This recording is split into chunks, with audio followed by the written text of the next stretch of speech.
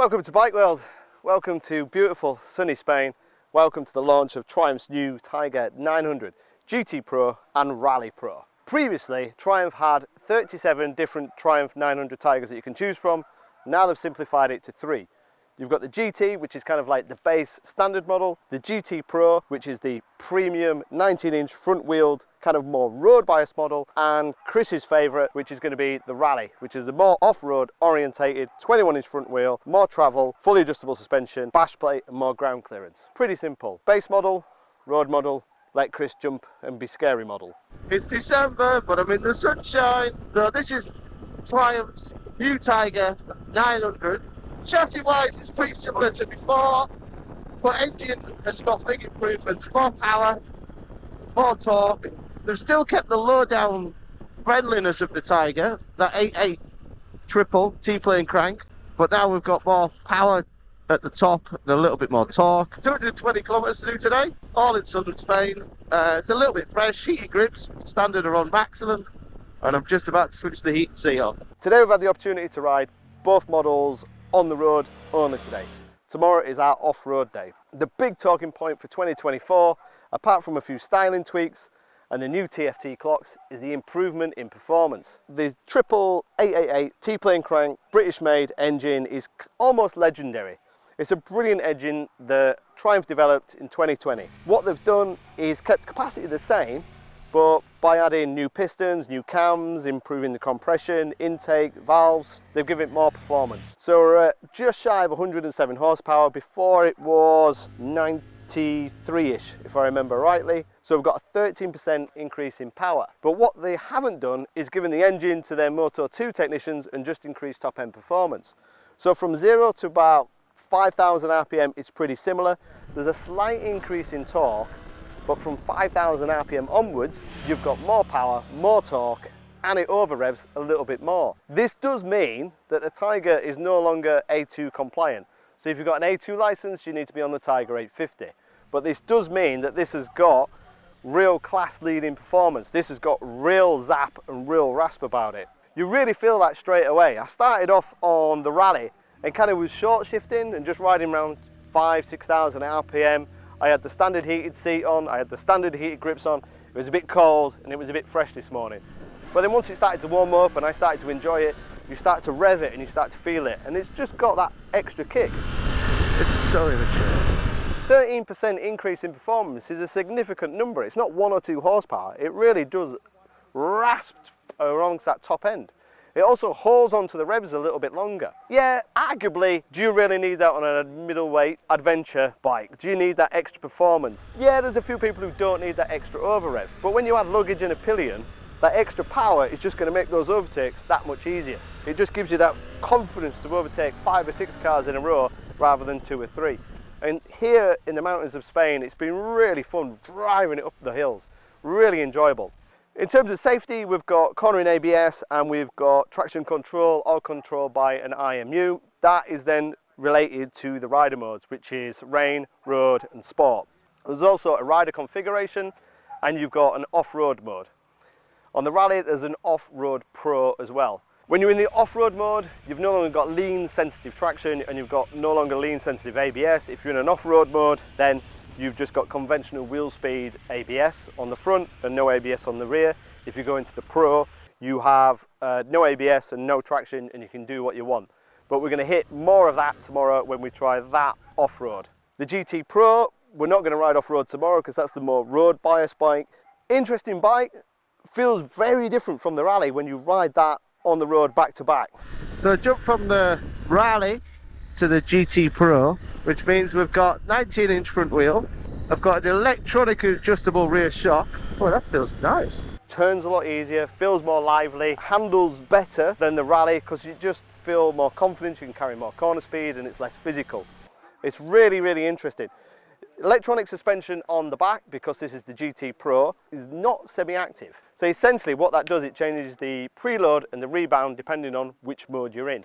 So obviously if you're in rain, it's quite soft. If you go up to sport, it's quite firm. You can pick and choose the modes. So for example, you can have a really soft suspension and sport power, or you can have rain power and really hard suspension.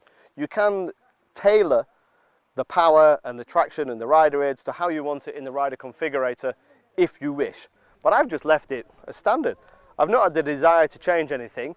We did mention at the start of the video that new clocks come from the 1200, so they're the 7.5 TFT clocks. Relatively simple to navigate, look brilliant. The sunlight hasn't affected the screen and I really like the appearance. They're very, very simple. The only slight negative is when you're scrolling through the different menus, it's quite slow to go from one screen to the next screen. And when you're riding along on these mountain roads and you're chasing your mates and it's hairpin, hairpin, hairpin, you want to click between modes pretty quickly. And sometimes I would look down, is it changing? It's changed, hairpin! And I was quite thankful of the cornering ABS and the cornering traction control. What you can't do is go from one of the safe road, rain and sport modes into the off-road modes when you're moving, because that deactivates the TC or deactivates the ABS. So you have to come to a standstill to do that, which I understand is a safety issue. But what is interesting is when you have those switched off, you switch on the ignition, you press 2 buttons and it'll switch all back off again quite simply.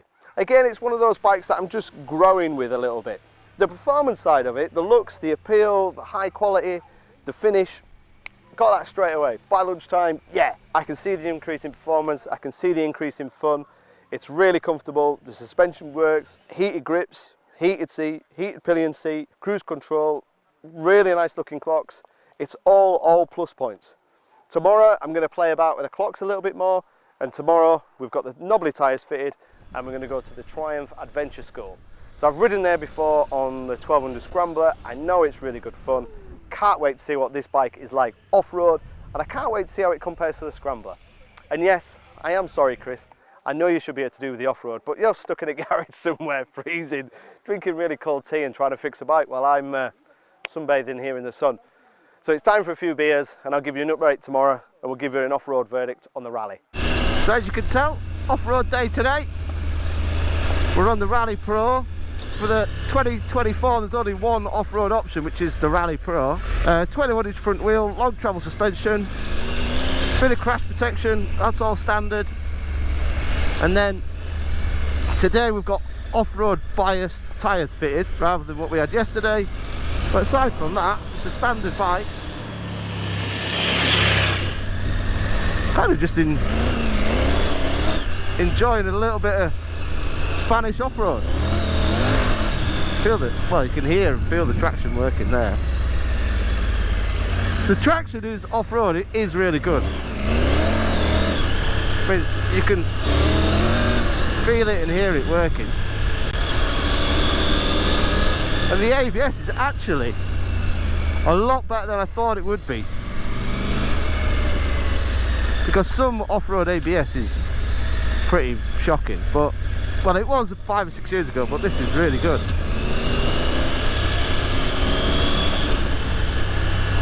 What a lovely day to just be out riding. At Bike World, we've got our trained stunt monkey Chris, and he normally rides the bikes off-road and does massive jumps, big air, and kind of rides it like only 1% of the world can. What we wanted to do was to prove what the Tiger can do in the kind of normal person's hands, me being the normal person below average in height and maybe a little bit old. However, on the Tiger 900 Rally Pro, there's 2 off-road modes. There's off-road and off-road Pro. In off-road, you've got ABS on the front, no ABS on the rear, and you've got traction control. But they're not lean sensitive, they just work on kind of wheel speed and throttle position.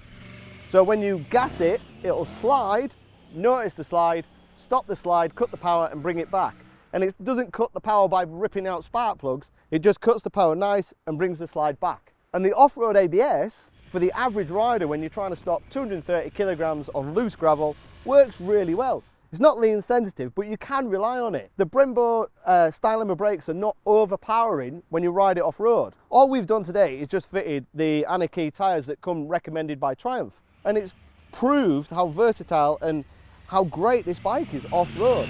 Yeah, there's that increase in power that we spoke about yesterday that you don't really feel off-road because you're not really at that top end of the rev range. But there's also the off-road Pro mode, which turns off all rider aids, so you've got no ABS and no traction.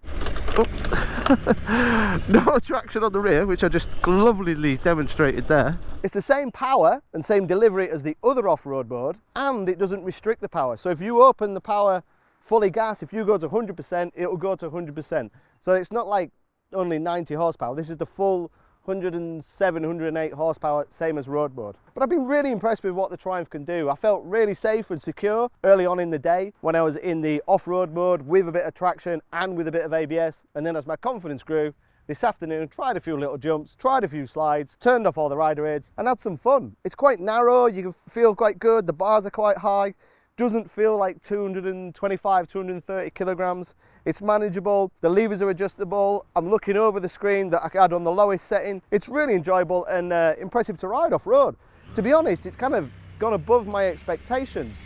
I don't know why that is, because I have ridden the Tiger off-road before and I have really enjoyed it and it's been very easy to use. Yesterday we had great fun using that extra power on-road, and today we've had great fun and it's showed how versatile this model is. Simply put, if you want to go off-road riding, go for the Rally Pro. If you want to go on the road, go for the GT or the GT Pro. But the big question and the big stumbling block for this bike is the competition. Now, Chris and I have already ridden the KTM.